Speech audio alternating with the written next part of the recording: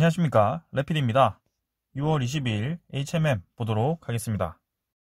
먼저 증시부터 보겠습니다. 코스피 23포인트 올라서 0.7%, 코스닥 0.06% 올랐습니다. 자, 코스닥은 계속해서 1000포인트를 유지를 하고 있는 상황이고요. 하지만 어제도 외국인이 팔았지만 오늘도 이어서 외국인 투자자가 매도를 했습니다. 최근에 이제 외국인과 기관이 좀 코스닥으로 힘을 실는 듯 하면서도 또 이렇게 이틀 연속 양매도를 하면서 수급을 한쪽으로 쏠리지 않게 좀 투자를 하는 것 같고요. 확실히 그 테이퍼링과 그 코로나19 변이죠. 델타 바이러스에 대한 그런 경계감 때문에 어느 한쪽으로 크게 투자를 하지 않는 것 같습니다. 그래서 계속해서 증시도 좀 애매하게 움직이는 듯하고 종목별 강세가 좀 보이는 그런 시장인 듯 하네요. 자, 코스피도 마찬가지입니다. 코스피도 외국인이 좀 이탈하다가 들어오기 시작했고요. 3일 연속 이제 거의 2조가량 매도를 했다가 3천억 정도 들어왔습니다. 기관은 계속해서 이제 매도를 좀 하고 있고, 역시 이렇게 코스피에 전체적으로 수급이 좋지 않다 보니까 대형주들도 크게 재미없는 흐름이 이어지고 있습니다. 자, 21선을 지키는 선에서 계속해서 3천 중반 이상, 후반대 그렇게 지키고 있고요.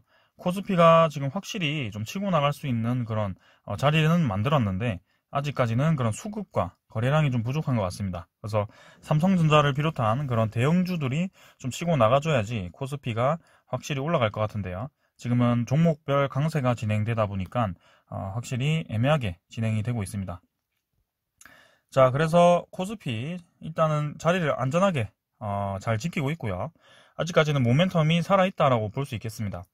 간밤에 이제 다우와 나스닥이 오랜만에 좀 반등다운 반등을 좀 해줬고요. 니케이도 이제 그 바이러스 우려에 따라 3% 하락했다가 오늘 바로 3%가 올랐습니다. 자, 이렇게 이제 그 시황이, 전체적인 글로벌 시황이 좀 불안정할 때는 롤러코스터 장세가 이어지는 경향이 있었거든요. 이전에도 그랬고요. 자, 이때처럼 이런 식으로 좀 움직임이 나오긴 했습니다. 하지만 지금 코스피와 코스닥은 움직임이 좀 다른 해외 증시보다는 크지 않습니다. 위아래로 움직임이 없고요. 지금 잘 버티고 있는 듯 합니다. 그래서 조금 더 지켜보면 될 것 같고, 지금 테이퍼링과 그런 우려 때문에 미국 증시가 10%에서 20%까지도 조정을 받을 수 있다라는 얘기가 나왔지만 좀 더 주의 깊게 보도록 하겠습니다. 거기에 대해서는 좀 조심스럽게 생각하고 있거든요. 자, 그래서 지수 선물 같은 경우는 다우존스와 나스닥 또 약하게 조정을 좀 받고 있는 것 같고요. 유럽 증시도 크게 상승 없이 좀 조정을 받고 있네요. 자, 그래서 지금 글로벌 증시 자체가 별로 움직임이 재미가 없다. 그 다음에 미국 채권금리가 또 이제 반등을 하기 시작했죠. 좀 많이 내려갔다가 갑자기 이제 또 올라가기 시작했습니다. 자, 그래서 1.4%대를 깨고 엄청나게 내려갔다가 1.5%대로 단숨에 이제 올라왔고요. 확실히 이제 저점 라인, 기존에 딛고 있던 그 저점 라인을 다시 이제 회복을 좀 한 것 같습니다. 자, 국채금리가 또 급격하게 좀 올라가 버리면 증시에도 부담스러울 수 있기 때문에 좀 주목을 하도록 하겠습니다. 자, 오늘은 이 정도로 보고 마치겠고요. 여전히 이제 글로벌 증시를 흔들 수 있는 그런 변수들이 많습니다. 그래서 확실하게 지금 이전이죠. 올 초나 작년 말 정도 그렇게 이제 유동성 장세에 의한 상승세는 뭔가 좀 움직임이 둔화된 것 같고요. 조금 더 주의 깊게 이 시장에 대응할 필요가 있겠습니다. 자, 오늘은 이 정도로 마치고 종목 분석 들어가도록 하겠습니다. HMM 보겠습니다. 오늘 100원 하락해서 43,300원 마무리를 좀 했습니다. 자, 오늘은 사실 제가 큰 흐름을 계속해서 이제 강조를 좀 드리고 알려드리고 있기 때문에 이 전체적인 흐름은 큰 변화가 없을 것 같습니다. 그래서 계속해서 이 횡보 구간을 그냥 주가를 형성시킬 것 같고요. 지금 이제 쌍바닥 형식의 이제 패턴을 좀 다졌는데 여기서 이제 상승을 할 것인지 일단 43,000원 정도에서 계속해서 이제 라인을 좀 다지는 모습이고요. 그 이상 하락을 하지 않고 있습니다. 다만 이제 21선이 좀 떨어지기 시작했기 때문에 한번 이제 21선을 다시 한번 평행하게 만드는 그런 양봉이 한번 나와줘야 될 것 같고요.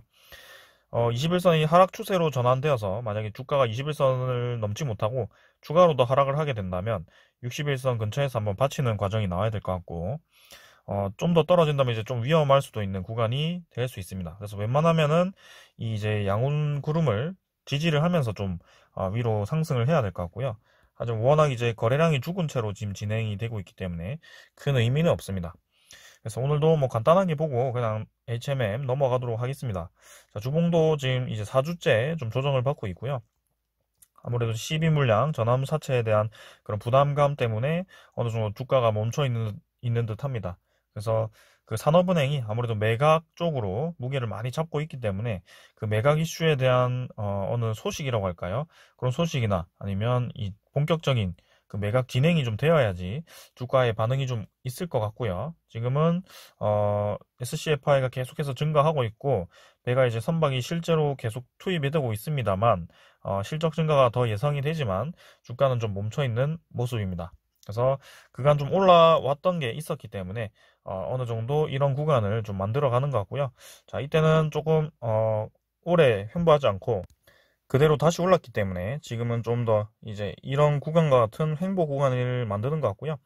분명히 이제 5만원 정도를 다시 한번 터치를 할 거고 그 5만원을 깨기는 좀 어려울 수도 있습니다. 근데 막상 그 5만원을 깼을 때는 이때처럼 좀 강하게 슈팅이 나올 수 있을 그런 구간이라고 생각하고요. 유익 있게 보시면 되겠습니다. 자, 기간 오늘 매수했고 외국인 매도했습니다. 외국인은 뭐 매수하는 듯 뭐 매도하는 듯 뭐 크게 움직임은 없는 것 같고 기관 투자자 특히 이제 연기금이 계속 나홀로 매수를 하고 있습니다. 확실히 이제 이 HMM에 대해서 지분을 계속해서 늘리고 있는 모습이고요. 최근 6월달 들어서도 100만 주 이상 매수를 하면서 확실히 이 존재감을 보이고 있습니다. 자, 하지만 나머지 뭐 투신, 보험, 금융투자는 모두 이제 차익 실현 매물을 좀 내는 것 같고요. 크게 이제 주가가 움직임이 없이 진행이 되다 보니까 조금 아쉽게 진행되고 있습니다.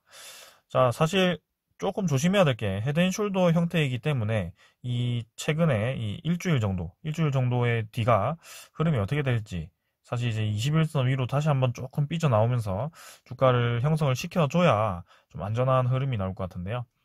유익 있게 한번 보겠습니다. 자, 그 다음에는 HMM의 공매도 잔고죠. 어디였죠? 여기 있죠.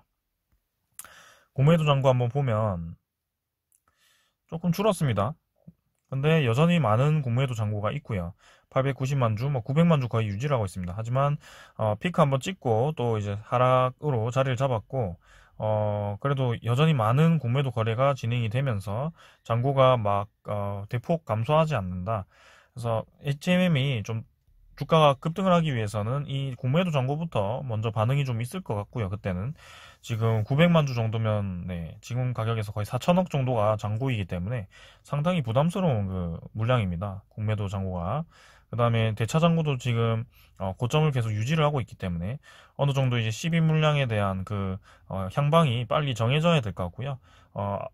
6월 30일이죠. 그때쯤 되면 이제 좀 확실히 12 물량 전환되고 그 향방이 어느 정도 좀 나오지 않을까. 7월 정도 되면 이제 본격적으로 좀 그런 매각 움직임이 나오지 않을까라는 생각으로 한번 기다려 봅시다. 자, 그래서 지금 6월 22일이니까 한 2주 정도는 좀 더 여유롭게 한번 기다려 보시고요. 아까 말씀드렸던 그 위험한 구간, 최근 이제 이 바닥 구간 43,000원 깨면서 21선이 하락 추세로 바뀌었을 때 조금 이제 위험할 수도 있기 때문에 주의를 하셔야 될 것 같습니다. 자, 외국인 추정 물량에서 좀 더 매도 나와서 42만 주 매도 나왔고요. 하지만 여전히 12.4%로 높은 보유를 보이고 있습니다. 자, 매각이 진행된다면 분명히 슈팅이 한번 나올 것이고 그때까지 한번 꾸준히 한번 봅시다. 자, 공매도와 대차 잔고가 빨리 상환이 좀 되어야 될 것 같고요. 자, 오늘은 제가 매일매일 HMM에 대해서 좋은 소식을 전하다가 오늘 이제 이 과징금에 대해서 좀 얘기를 드리고자 합니다. 뭐 크게 부담스러운 건 아닌 것 같고 해운업계가 이제 이 HMM 제외하고 나머지 작은 기업들이 좀 부담스러울 수 있기 때문에 조금은 무거운 주제가 될 수 있겠습니다. 그래서 공정위에서 최대 2조의 과징금을 부과한다고 했고요. 이게 이제 한일, 한중 항로에 매출 보고 요구를 했고 동남아 항로에 이어서 운임 담합을 이제 판단을 해서 이렇게 큰 과징금을 부과를 한다고 하고요.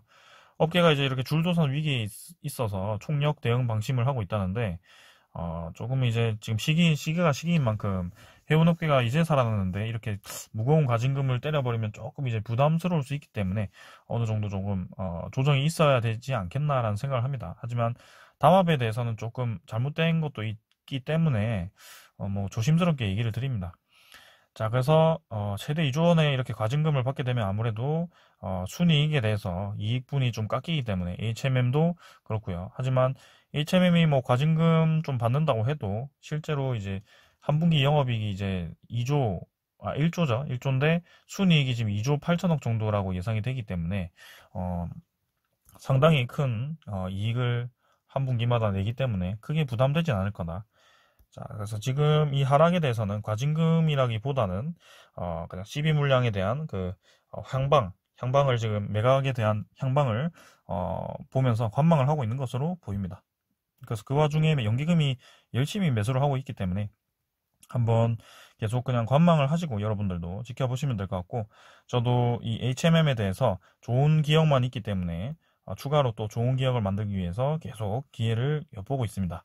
자, 그래서 지금 행보 구간을 끝내고 한번 올라갔을 때 뭐 이런 이상적인 패턴이 약간 이런 식으로 수렴 패턴이거든요. 그래서 고점 이제 한 3번 정도 저항을 때리고 이 정도 이제 60일선 올라왔을 때 21선과 함께 같이 좀 수렴하는 구간에서 확실히 좀 올라가는 뭐 그런 그림을 한번 그려보겠습니다. 하지만 아까 말씀드렸다시피 21선이 꺾여버리고 이 주가가 이렇게 하락 추세로 전환을 한다면 조금 이제 양호선을 하락 돌파를 해버린다면 좀 생각보다 큰 밴드로 행보가 길어질 수 있다.